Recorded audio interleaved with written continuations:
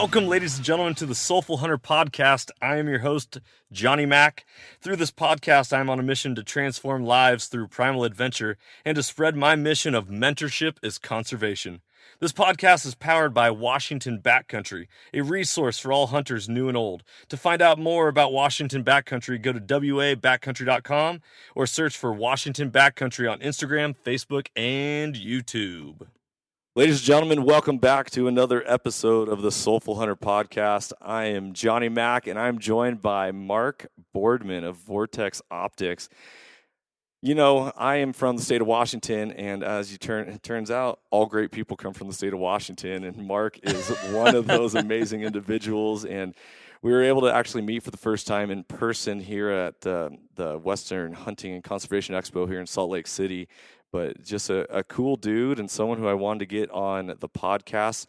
For those of you who know that the mission of mentorship is conservation, mentorship extends beyond the hunt, but it also extends before the hunt in knowing, you know, it's not about like high price gear, but it's like, I use this gear and I actually like it, you know, give it a shot. It's like, I always talk about mentorship, like, why do we go to certain restaurants? You know, because our buddy said, this restaurant was really good. You should try it out. So I invited Mark on here because I love their products. I'm a user. The Razor binoculars, Razor spotting scope, and all that stuff. But Mark, man, thanks for joining us. No, appreciate it, man. This is totally awesome. And we've chatted over the phone and email, and that's, you know, and of course with social media, you actually get to see people, you know, all the time, where maybe perhaps, you know, several years ago you might not be able to. So you feel like you know somebody, but, you know, it's always cool to meet in person. So Heck yeah, it is. Heck yeah. So, Mark, I wanted to bring on, just talk about his journey. When you grew up in Newport, Washington, it wasn't a very big place. No. You know, so here you are growing up in Newport. You love to hunt. You hunted Western Washington. You know, I see pictures of you posting about black-tailed deer and all that stuff. Which the rest of the world needs to know about how special and hard it is to hunt blacktails. The mysteries. They are very special deer. And so your progression, and now you're working at Vortex and making a difference in this world. So let's get back to your roots. You grew up hunting. You were raised a hunter. So yeah, you know, I guess I was really, really fortunate in that regard. Like you said, I grew up in Western Washington, you know, in the Bellevue area. So I went to Newport High School, and so I grew up in a hunting family. You know, my grandfather hunted on my dad's side, and my dad hunted, and just so from an early age, I think it's natural. Like, you know, you kind of want to follow your dad around and do what he does. You know, and he introduced my brother and I to hunting and fishing, and at a very young age, pretty much hunting and fishing is all I cared about. I mean, I remember being in the first grade, you know, and people were like, "Hey, do you want to come to my birthday party?" And I'm like, "Yeah, I'm going deer hunting, or I'm going fishing," you know. And those were things that just consumed my life. And then, you know, as I got older, you know, one thing that was kind of unique to that area, at least in my circle, or really the bubble that I lived in, is I didn't know anybody else that hunted outside of my family. So like when it came to that, you know, my dad and my brother, I mean, they're my best friends, and that's what we did. So, but, so yeah, like I said, I was fortunate to have, you know, a mentor, a built-in mentor, you know, the closest people to me in my life, passionate about those things and share those things and teach me, you know, how to hunt and fish. So. Yeah, I tell you, it's so incredible. My father-in-law, my wife's husband, worked in telecom, you know. Okay. He worked phone lines and stuff like that. And I was like, how'd you get into it? It was like the same way you got into teaching. My dad did it. Yep. You know, my dad's a teacher and I'm a teacher. He did phones. His dad did phones. You're a hunter. You're a fisherman, outdoorsman. Your dad did it. Yeah. This legacy that is continued on is super special. So you found a passion for it. You loved it. And, you're daydreaming about it, and you're like, hey, man, you have a birthday party on a Saturday, but it's in October or whatever. Sorry, bro, I'm not going to be there. Yeah, you know, I mean, it's just like it really did consume me, you know. I mean, heck, I remember even, like, you know, you go through family albums or something like that, and really the only pictures that I cared about, maybe this is, you know, maybe not just the ones that had, you know, deer and fish, fish in them, you know. But it's just like, I mean, you know now, like, after being exposed to it, it really does, I don't know, man. Like it's almost it's difficult to explain how big a part of your life it Yeah, becomes. And I know there's a lot of hobbies and activities out there, but um, I mean, for me, it's as important as breathing. You know? absolutely, absolutely. So welcome to the Soulful Hunter podcast. Why Yes. do I Thank you. hunt? Because I do it for my soul. Yeah, Like it's just it wells up. Like it's in you. I don't know how to explain it other than it's life transforming. Yep. But I had the easy path, right? Yeah, I mean, others out there that, folks like you, like, adult onset hunters that, make their way into it from a variety of avenues. I mean, that's just like, I'm getting chills right now because I feel so lucky for you because that's such a rarity, yeah, right? I mean, if you're not brought up into it, you're just not going to be exposed to it. And if you're people who you are surrounded by may not have positive or correct or views on hunting and everything that's about, yep, because somebody who maybe didn't know exactly what it's about shaped their views on it. So it's yeah. tricky. So I'm glad you made your way into the fold, and I think. I'm all jacked up. I'm glad I made my way. Thank you. I Yeah. appreciate it. No, man, that's a big deal. And I think what you're doing with Washington Backcountry and your passion, you're a teacher, Yep. right? So I think you have a passion to teach others, so that's something that's in you intrinsically, but also like you, by getting involved later in life, like I feel like, I'm speculating, but you had this like epiphany type moment, right? Yeah, like And aha. it's almost like you want to, it's like you need to save these other people that haven't started on it. I mean, it's like I feel like I'm talking about it's like it's like religion, and I guess for me personally it kind of is, Yeah, right? it's But spiritual, definitely. so, and I guess probably for you and I, it's like you're so passionate about it, you don't want like to like attack people with it and have them be like, kind of put up their guard or something, like who's this crazy person trying to tell me to get in the woods Right. and chase animals around. But Yeah, um and society portrays hunting in such a negative light. mhm, Hollywood specifically. You know, the, Jana Waller. I was listening to her seminar yesterday. She talks about the movie Wolverine. mhm, Cool movie, but the opening scene of it is some drunk redneck beer belly guy drinking a beer, shooting out his truck window, and mhm, like that's what the media portrays hunters as. right, No, hunters are everyday society people. They're you, they're me, they're the people we come in contact with, and they're the people that potentially could be hunters are the people also that we come in contact with. yep, It's just yep, we're just people, we're everyday people, but we know the power that it has. Like it gave you goosebumps. I visually saw it for all of you listeners out there. Like Mark, literally, his hair stood up on his arms just talking about it because yeah, it is so life changing. yep, Hunting isn't squeezing the trigger. It's not taking a picture with an animal. It's not just food on the table and feeding families. It's not all.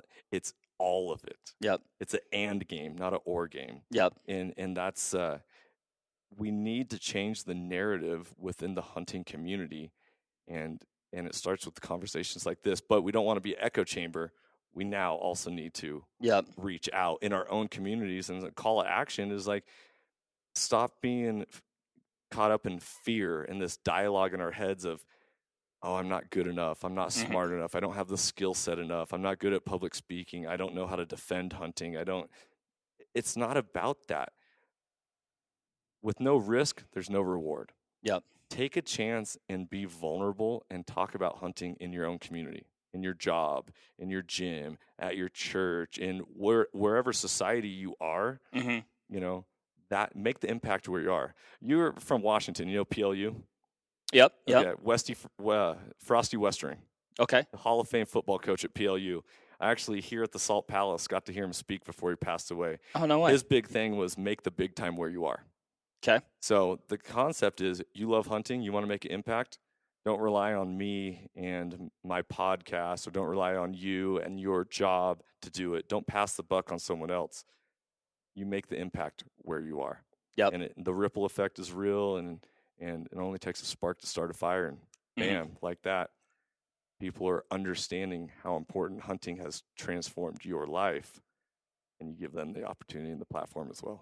Yeah, no, I think, and it's funny, you talk, I think, public perception, at times you feel like hunters are viewed, like differently than, like you hear like, oh, that person is an environmentalist and this person is a hunter. Right. And I'm like, well, I'm a hunter and I'm an environmentalist. You know what I mean? Like you got to, Yeah. the balance is the key, right? Between all these things. But I tell you what, you want to find a person that cares about nature and wild things and wild places, and also, sustainable use of these wild places. Right. It's a hunter. Yeah, absolutely. And not to say that other people don't care about those things, because I know they do. So I don't want to exclude or attack or point fingers, because that is not my intention at all. But I think like you said, it's perception. Hunters can get looked at it like, oh, it's this bloodthirsty person that that's where the pleasure comes from, is the kill, and it's like, it really just is that a big part of it? Yeah, I always say it's kind of like you have hunting is a sentence, right? And it's the period at the end of the sentence, Yeah. But it certainly isn't the whole thing. Yeah, no, not at all. And the interesting thing is, like, not everyone's meant to be a hunter.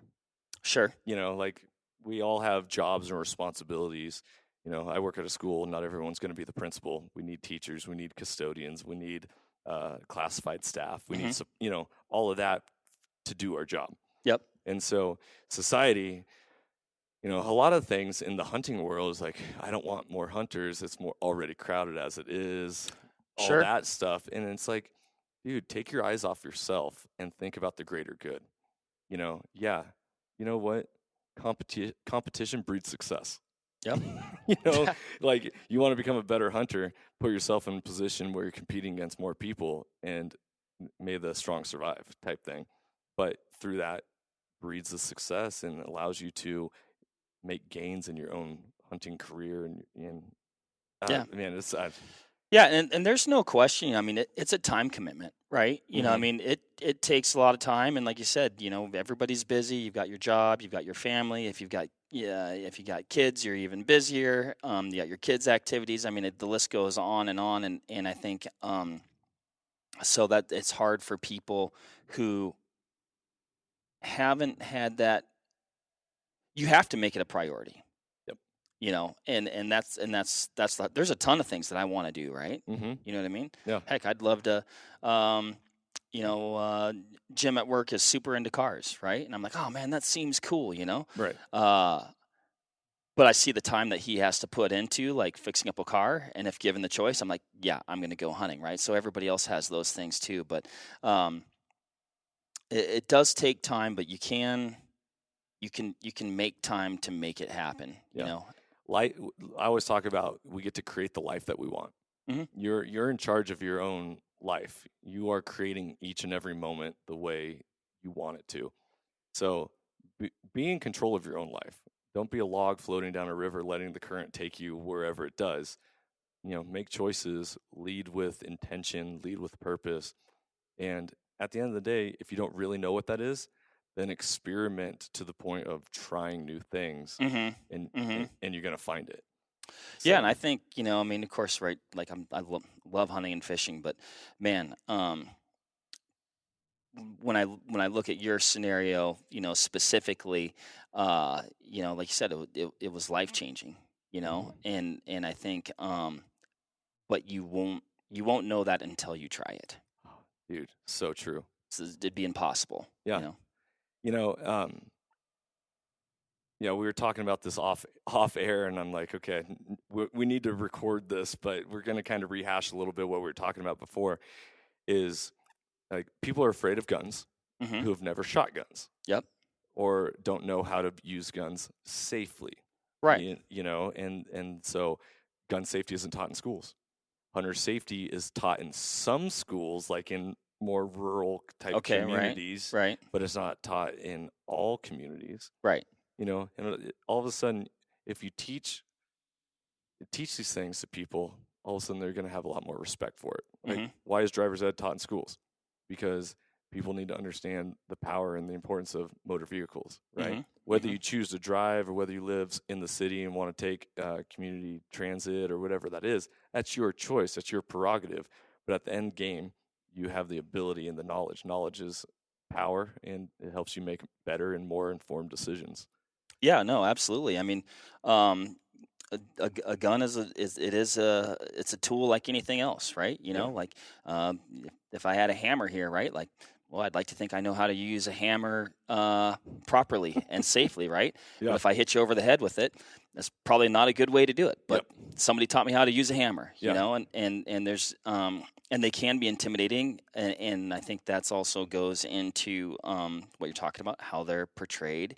Whether it's any sort of media, oftentimes they're portrayed in a negative or a dangerous light, and they certainly can be if used improperly. There's no doubt about that. That's right. That's why we have hunter safety, and that's why we have different courses to use a firearm properly. Heck, and I do know, like, it can be intimidating. I took at Vortex, we're fortunate, and we have at our new facility we have an indoor range. So one thing that I haven't done a ton of is I haven't shot. Like I said, I've hunted bolt action rifles, shotguns.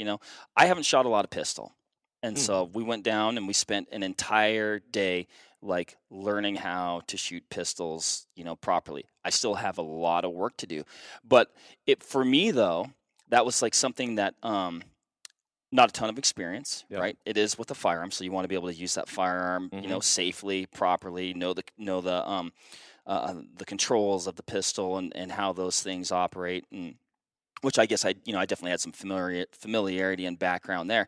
But it was good. It was good for me to kind of get into that position of vulnerability, a little bit of intimidated, right? Because you're around people who are expert status with this thing, right? So you don't want to do something wrong. You don't want to look stupid. You don't want to maybe ask a question. You don't want to be that guy. You don't want to be that guy, right? And I was like, this was good for me though. Like, this was a really, really good exercise. Not only because became a much better pistol shot and learned a lot, and I still have a long way to go, and I'm actually going to go shoot a lot more pistol now because it was fun. I'm more familiar. I've got the kind of like I guess the basics to take with me, and now I can progress on my own, right? Like somebody kind of gives you a nice strong nudge, and now I can leave the nest and kind of do some more things on my own, and it doesn't mean I'm not going to ask for help again either, right? But so that's hard. That is hard to say, yep, I'm going to go and take this step and put myself in this position where I'm not, the expert, or I don't know a whole lot, or maybe I'm a little bit uncomfortable. But, I guess my suggestion is just for anybody who has, a hint, or they've been curious, or obviously, the food aspect is a really big thing right now. And I think as hunters, we haven't done ourselves too many favors over the years telling that story. I think it's just always a part of the story that we know, that we just, when you show somebody, hey, check out my big buck. Well, oftentimes that's where the story ends. They don't see the meal upon meals that came after that, right? You're a Northwest boy. Yep. Les Schwab Tires. Yep. What's their biggest sale that they have during the year? Free beef. Bingo. The number one thing that you can do to impact someone's life is to help feed them. Yep. Right? Yep. And so hunting extends beyond just the kill. One of the greatest gifts that I learned as a hunter is that when I get to give my neighbors meat. Yep. Partake, that meat is special, and then all of a sudden you're saving it for a special dinner and all this stuff. And the impact, it's loving people, man. Just sharing your joy, the passion.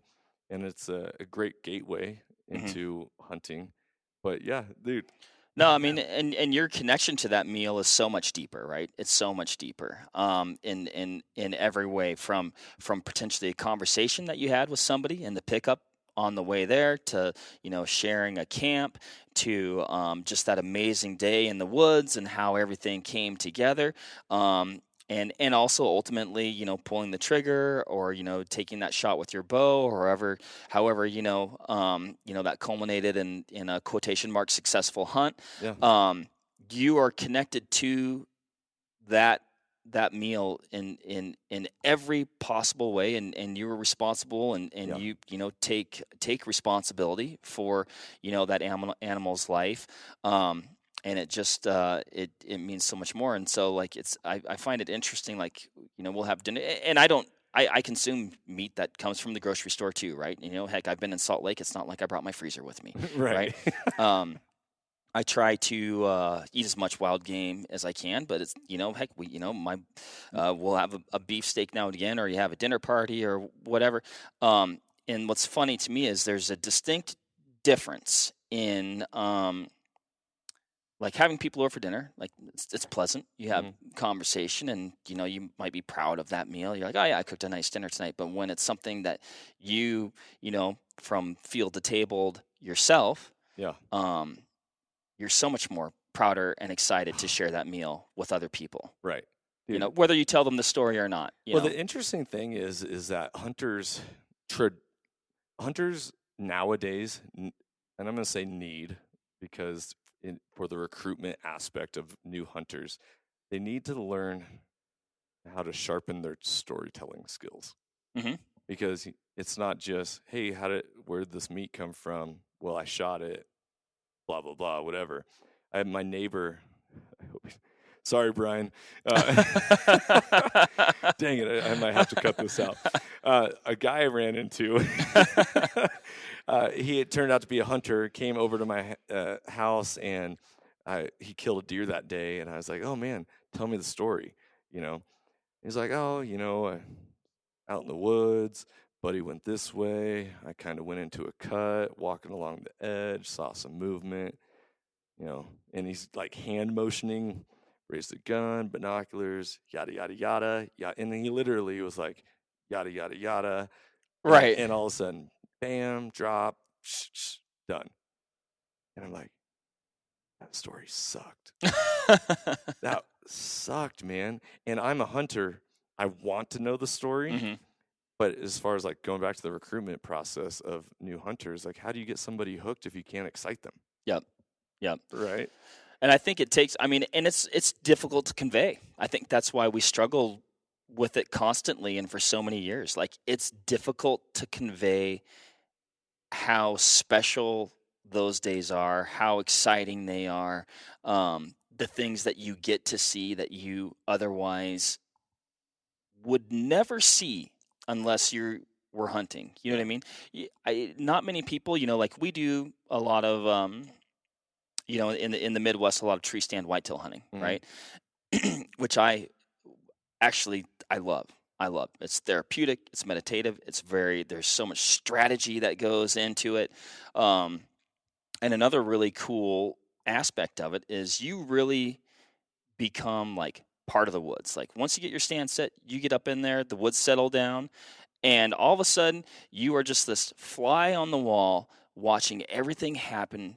Essentially, by and large, you get winded by this or that, or you alarm things, but like by and large, like you're watching things as they would unfold completely naturally. Yeah. And the things that you get to see are absolutely amazing. I mean, you're just like, as you've got this bird's eye view, this front row seat to watching nature unfold in front of you. And I mean, it sounds like, it might sound stupid, I don't know, but like you're sitting in a tree and all of a sudden you're like, where'd that squirrel come from? And you're like, oh my gosh, there's like, a cartoonish type squirrel hole in the tree that's like right next to you, Yep. and he's sitting right there like 3 feet away. You're like, oh, that's pretty cool, Right.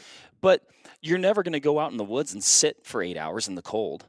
Just to sit. Right. At least I'm not. I can tell you that. Yeah, I don't know. No, Or, and I got better things to do with my life, I think, than just going out there to sit. And I can equate that to being on a glassing knob and sitting or any other thing. And not that I guess I'm sounding like I'm some sort of like proponent for only static hunting right now or something like that. But I guess my point is like the things that you get to see, experience, encounter, they're just not things you're going to experience unless you're hunting, most likely.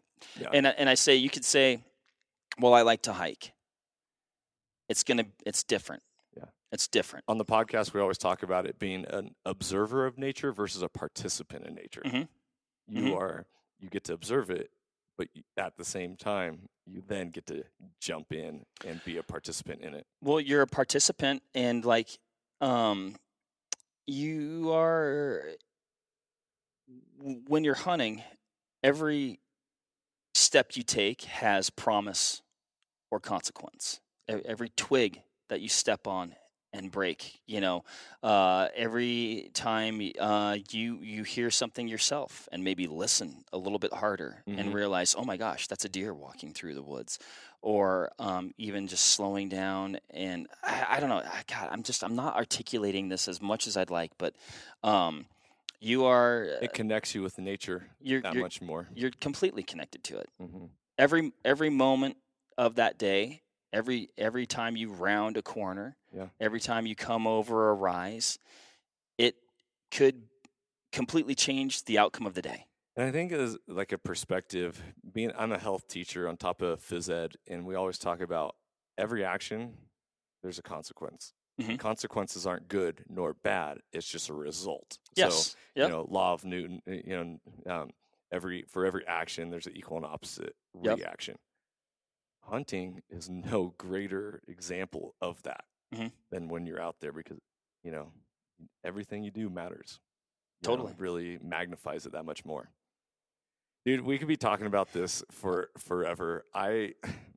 First off, thank you so much for being here. No, I appreciate it. This is a conversation that is long due, and yet I can't wait to keep this going with you. Yep, absolutely. Take us through a little journey. You're a guy from the state of Washington, and you end up at Vortex Optics. What did you go to school for? Optics? Like what was it that how'd you end up there? So like I said, I've been passionate about outdoors, pretty much my whole life. I finished up school at Washington State University on the east side of the state. Go Cougs. Yep, go Cougs. So always like to throw one of those in.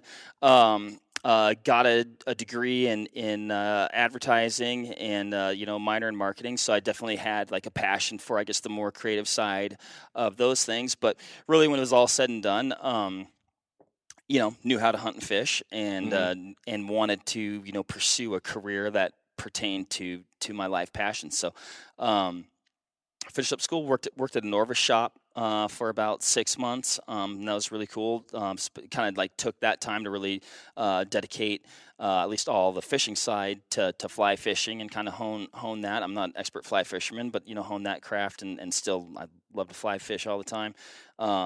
Worked at Outdoor Emporium in downtown Seattle for a year, which was like, for me, like that was like, just an iconic outdoor store. Well, this is before we had Cabela's also in the state of Washington. So like if you wanted outdoor gear, Outdoor Emporium was the place to go to. Oh, that was a spot. And that was always, talk about treats, right? When I was a kid, man, my dad, we'd go to Outdoor Emporium, and I was like, literally a kid in the candy store of outdoor gear, right?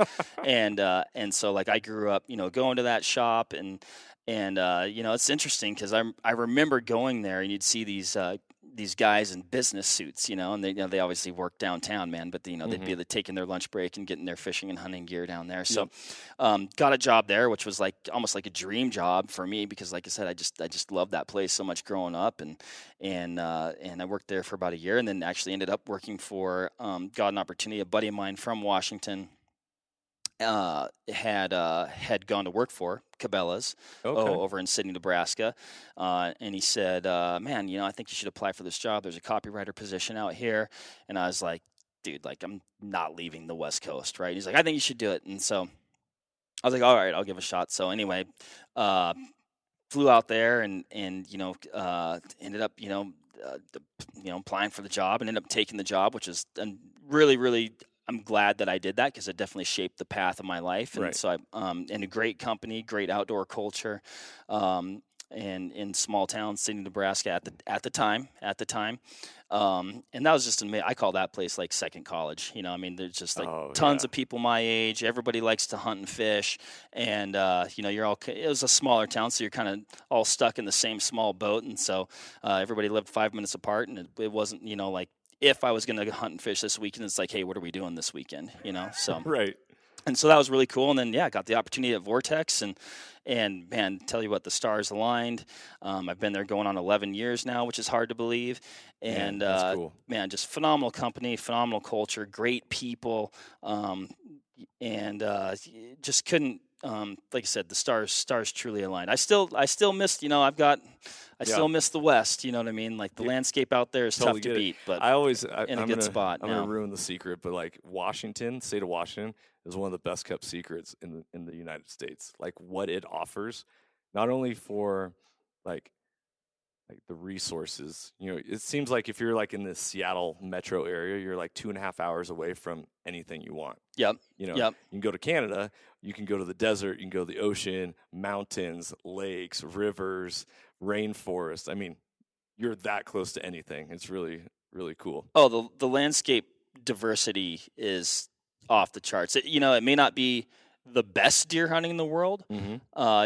You got some. You may not have as liberal or as long of seasons as other places, but you got 3 species of deer, 2 species of elk, 3 species of turkeys. You got mountain lions, phenomenal waterfowling. A A lot lot of people are going to probably hate me now for talking it up so much. Great upland bird hunting. Well, and the waterfowl hunting is actually like one of the longest seasons for the flyways. Yep.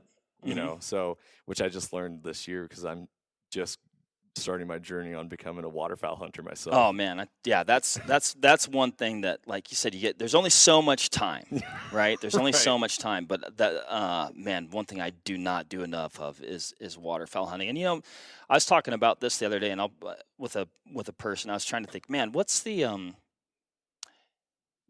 for recruitment, for getting a person into hunting, and I'm like, and how I feel about water. I'm like, waterfowling is super fun. Mm-hmm. It's technical. It's interactive because there's a calling aspect to it. You're decoying birds, and for I guess like a positive, fun experience for a person being a new hunter. You're gonna get to watch the sunrise. You're gonna get to see these things unfold. You don't necessarily have to be quiet until the birds come in. Right. It's kind of a social sport. It's kind of a social sport, so you can get to talk, or if you have a new hunter, you've got time to explain something. Like, okay, this is what happened. That's why the birds did this. That's why I called like this. So that's my thought as of recently. I'm like, man, if you want to create new hunters, maybe take them waterfowl hunting. Yeah. I don't know. That's super cool. I like that. Blowing my mind right now. It's good. Like, I think because I know I live a very big game centric hunting life predominantly, right? Yep. That's where my passions lie. But whenever I think about waterfowling, I'm like, and whenever I go, I'm like, why don't I do this all the time? Yeah. Well, the ironic thing is like there's this hierarchy of, I don't know, how do I put this? Hierarchy of importance of wildlife that people view. Sure. If it has 4 legs, I don't know, like a turkey doesn't have as much of a soul as a deer does, as a bear does. And if you back it up, it's the cute scale. Yeah, the cute scale, like a fish. Oh, whatever. And so, yeah, it's a great entry, a gateway into hunting is waterfowl, because a lot of people are like, okay, I'm okay shooting a bird. Right. We're familiar with eating chicken or turkey or whatever. Mm-hmm. Yeah, it doesn't scare them as much. Yeah, no, totally. And right, wrong, or otherwise, because who are we to decide, the value of a life, a deer over a duck over a fish, right?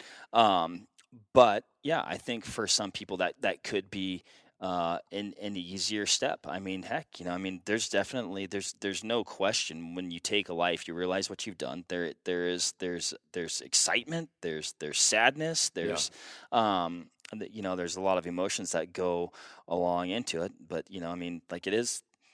For whatever reason, you don't have those big brown eyes of like I love to deer hunt. That's probably my favorite thing in the world. But you definitely realize what you've done. Well, so I have a book that I'm eventually planning on releasing in 2020, and it's a part of it is a story in which I kill my first animal, and my first animal was a black bear. Okay. In the backcountry of Washington, and in that book, I write about before I shot my bear, I actually locked eyes with it.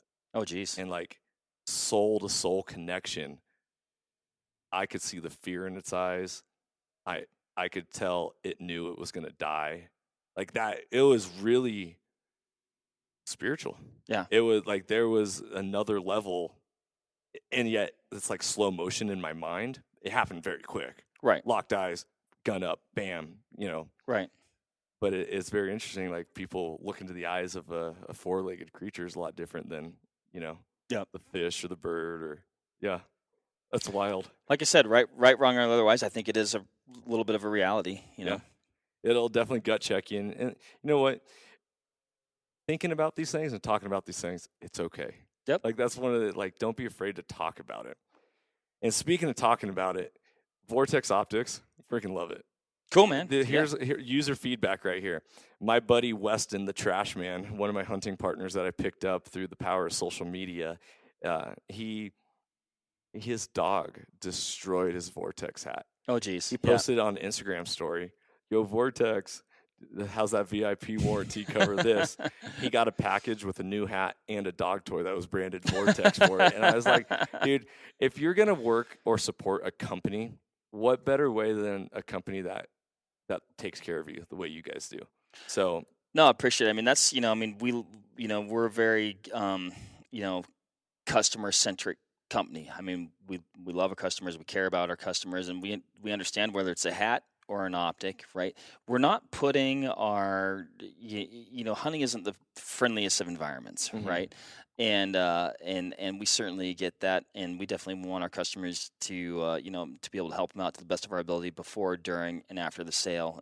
And if you're a Vortex customer, we're going to take care of you, and that's the bottom line. And what's funny is, like, you hear, and we're definitely not mentioning names in here, but the point is, like, you hear a lot of people be like, well, yeah, there's a reason why you need that Vortex warranty, and I hate when people say that, because I've worked with other companies as far as warranty products, and it was 6 to 8 months to who knows, even you don't actually know when you're going to get a product back that you send in for warranty repair or whatever.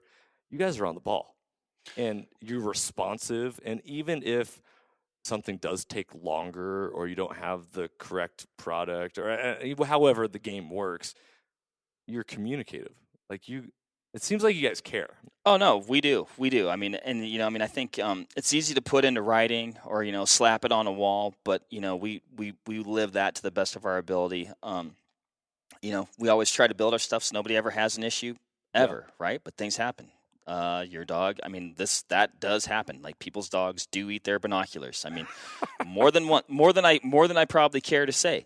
But you know what? I mean, if you're a Vortex customer, we appreciate that, and we're going to take care of you. You know, it's so cool, because especially in, like, the industry where you buy something once, and if it's a good quality thing, you're not going to buy it again because it's good enough so that you don't need, But you get return customers all the time.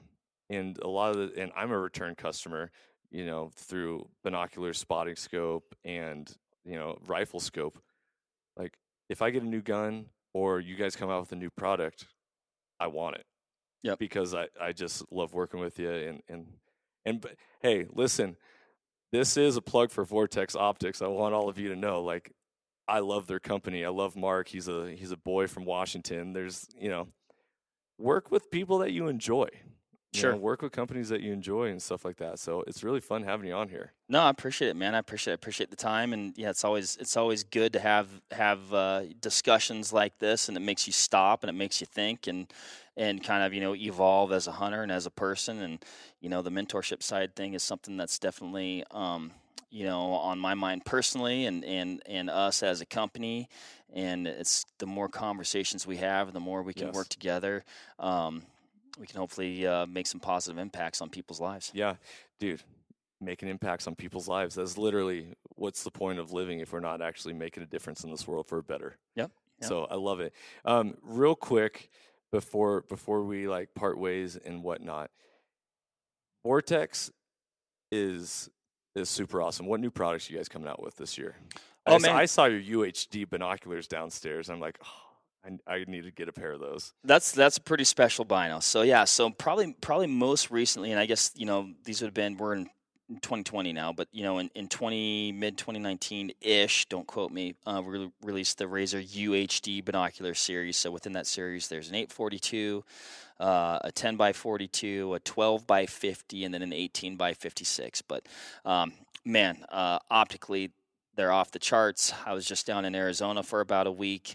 In January, I basically lived behind those 12 by 50s, and it's like it's hard to describe. It's almost like when you're glassing with those things, you're like watching like a high def like National Geographic film take place in front of you. Right. I mean, just the resolution, the color fidelity, the edge to edge sharpness. I mean, they really are a true top tier alpha class binocular. And that's one that, personally I'm really excited about it. I mean, it's definitely not,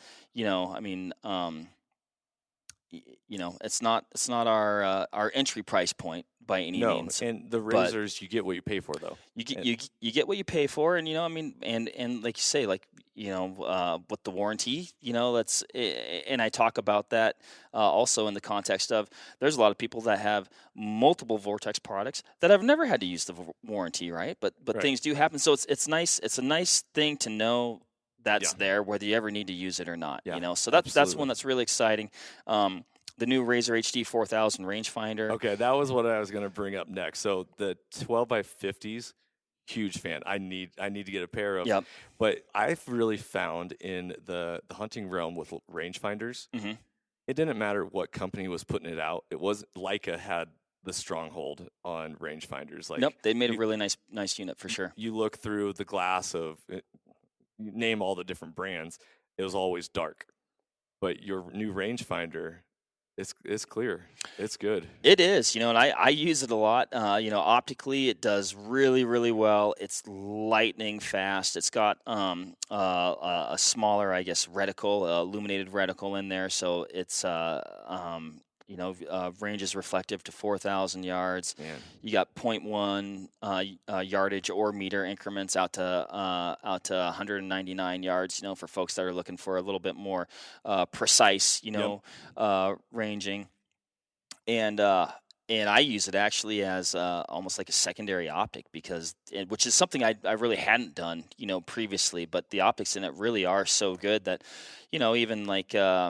You're slipping along. Maybe you got your binos in your harness, and I guess this depends on how you configure how you right? carry your gear. Yeah. But so it's got the utility clip on the side, which actually is incredibly handy. I use that thing all the time. Like when we first came out and started putting those on a rangefinder, I was kind of like, seems kind of gimmicky. Dude, I use that thing, like that is how I carry my rangefinder. I clip to my harness. It's always out. It's at the ready. I know it's there. And so for a quick look where I don't need to maybe take the top lid or open the top lid on my harness, maybe you're in the timber, you're like, what is that over there? I mean, it really does work as a secondary optic. So it is so cool. And one of my issues, like especially the new hunter aspect, I remember I borrowed a buddy's rangefinder and it was twilight. Your best hunting times are early morning, late in the evening. And I went to range this animal. I was like, I couldn't even find it in the rangefinder. Oh, sure, right. I pulled up my binoculars. Oh, there it is. Rangefinder. I couldn't find it. And so having a product that's actually clear enough that you can use throughout the different hours of the day is super important. So it's cool. Cool, man. You guys you're on something special. Appreciate it. Well, we're trying. I can't wait to get you guys on in the future. And maybe you and a few other guys from Vortex and talk about what the industry can do towards hunter recruitment, hunter mentorship, and how to make a difference in that. So absolutely, that would be a great upcoming episode at some point. Line it up, but yeah, we'd look forward to that. I think that'd be a fun one and definitely a lot more important than talking about me. So, hey man, everyone's story matters and makes a difference. So, Mark, thanks for coming on. I really appreciate it. Nope, thanks, Johnny. Man, this is fun. Yeah, ladies and gentlemen, go check out Vortex Optics if you haven't. Also, Mark's been on a couple episodes of Meat Eater. You might recognize him on there. That was a fun one. Yep, super fortunate. That's a great group of guys. So. Yeah. So getting to know Mark, I feel like he likes to be a little more behind the scenes. But cool dude, reach out to them if you ever need to at Vortex. And as always, stay soulful. If you enjoyed today's podcast, I'd love it if you could go ahead and give this a rating as well as subscribe. Also, you can check us out on Instagram under the Soulful Hunter Podcast. Make sure to tag us in pictures and posts and use the hashtag Soulful Hunter. To find out more about the Soulful Hunter Podcast, go to soulfulhunter.com and be sure to follow the podcast as we are going to be bringing you a lot of great information, insight, and changing lives through primal adventure. I look forward to connecting with you on the next episode. Stay tuned and stay soulful.